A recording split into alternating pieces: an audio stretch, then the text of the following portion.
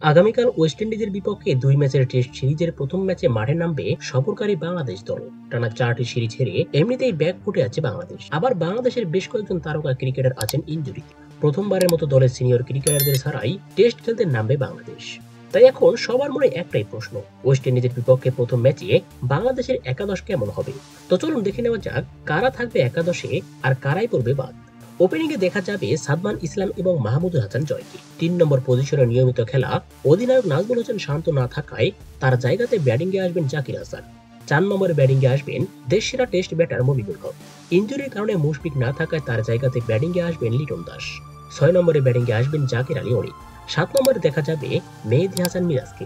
৮ নম্বরে দেখা যাবে আরেক স্পিনার তাইজুল ইসলামকে। এরপরে তাসকিন আহমেদ, শরীফুল ইসলাম এবং নাহিদ রানাকে যথারীতি দেখা যাবে ৯, ১০ এবং ১১ নম্বর পজিশনে। তো দর্শক, এমন একাদশ নিয়ে ওয়েস্ট ইন্ডিজের বিপক্ষে কেমন করবে বাংলাদেশ, এ নিয়ে জানিয়ে দিন আপনার গুরুত্বপূর্ণ মতামতটি আমাদের ভিডিওর কমেন্ট বক্সে। ধন্যবাদ।